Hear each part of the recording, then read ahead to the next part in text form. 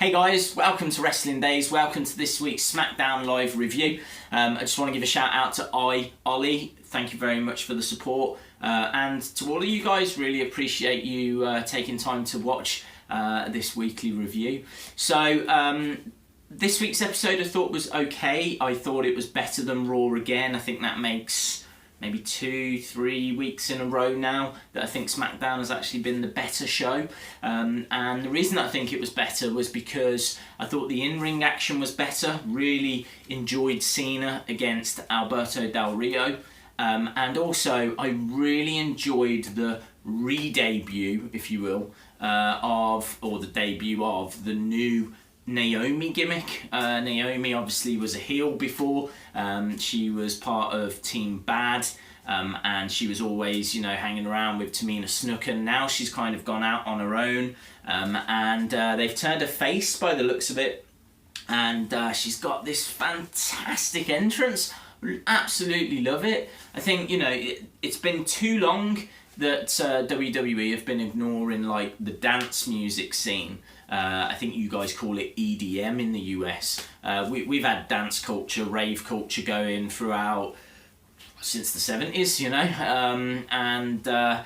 for too long there's not been, enough characters or even a big character that's got that kind of, I'm not talking about Fandango, I'm talking about proper dancing, proper, that kind of clubbing, EDM, glow sticks, and she's nailed it. It's brilliant. She comes out to this really upbeat track.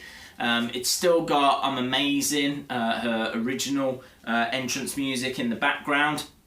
Lights go out and her whole kind of ring attire, I don't know if it's a ring attire, I've not seen her wrestle or had a chance to see her wrestle yet, but what she was wearing, all kind of, lights, doesn't light up, it illuminates. And it just looks cool. And then as she's going down, she's handing out glow sticks and things that will illuminate in the dark.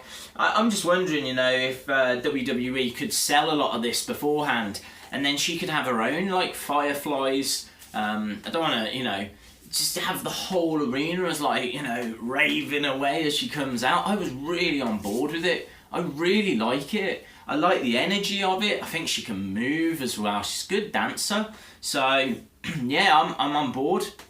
And that was fresh. It was exciting, and it was exactly what the show needed. It's exactly what Raw was missing. So anyway, let's go through it. So there was a contract signing. Randy Orton was signing to face Lesnar. This brought out Heath Slater, who had a fruit basket, and he was there to apologise because he said he saw last week's show back and saw he was about to get a contract.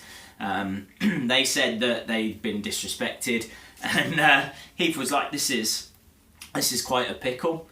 Brian's like, "It's not a pickle." It's like, "Yeah, this is a big old pickle." It's not a pickle. Brian basically saying, "We're not interested." Heath doing whatever he can to get this contract. I really like Heath Slater. This is the best I've ever seen from Heath Slater. I mean, he's normally been, I wouldn't say funny, but he's tried to entertain. He's normally missed the mark with me, to tell the truth. But this is the funniest, the most engaging that I've seen from Heath Slater ever. Cut a long story short, he gets a match against Randy Orton, and if he can win, he gets a contract.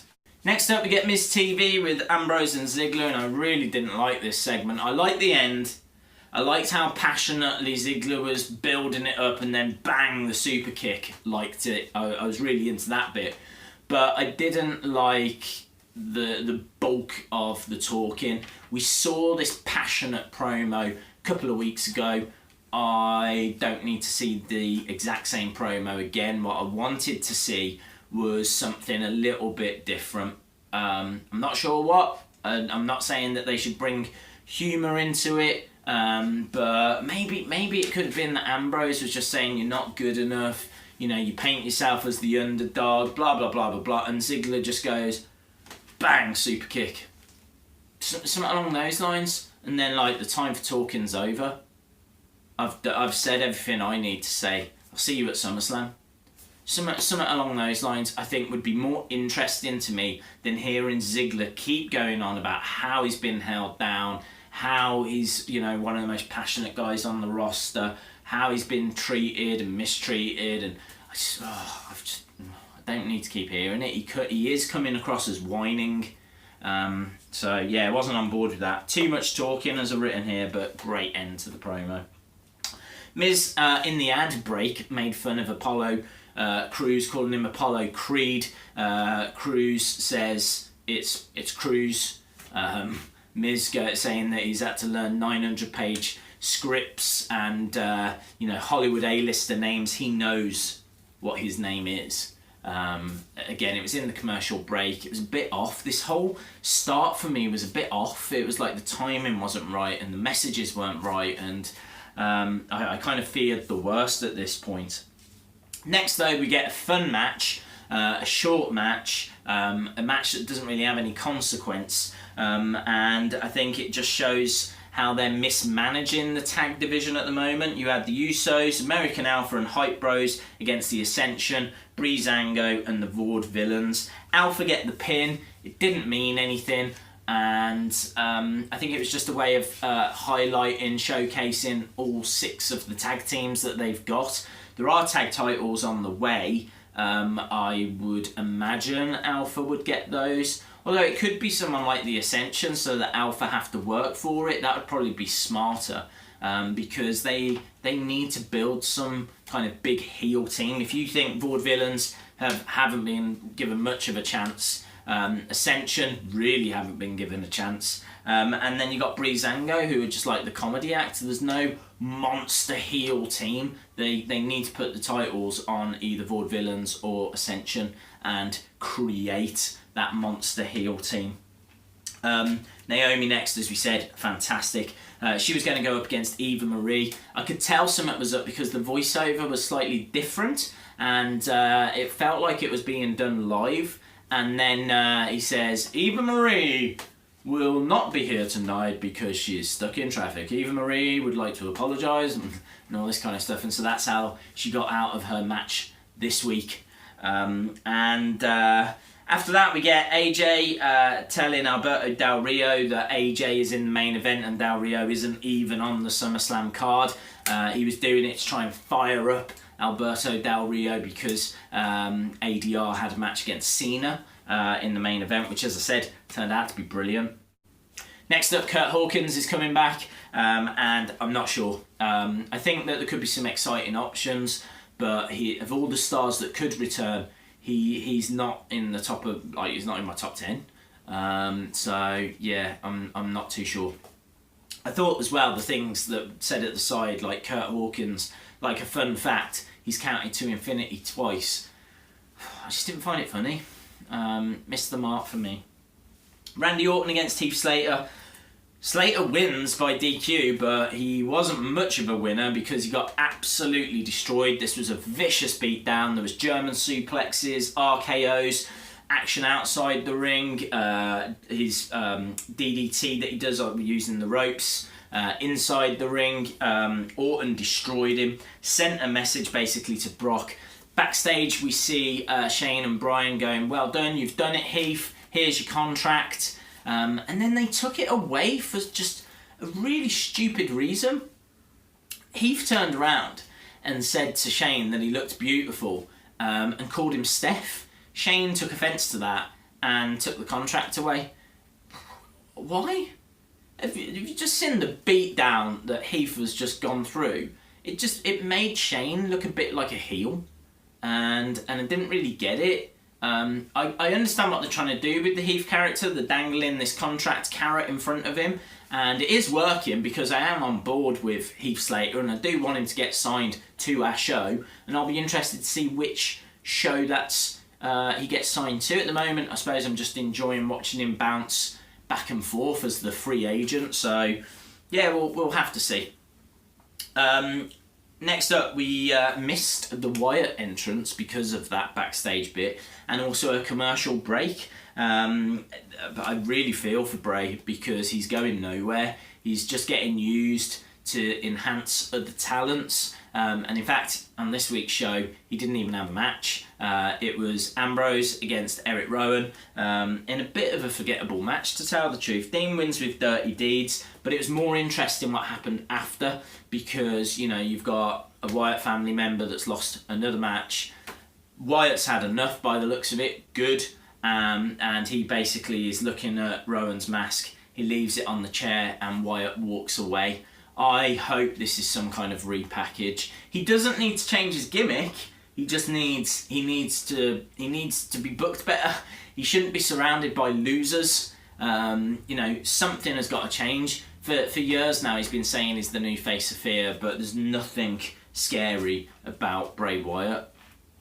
Carmella and Becky Lynch against Natalya and Alexa Bliss. Eva Marie comes out eventually. This prompts Naomi to come out. The whole distraction means that Becky wins.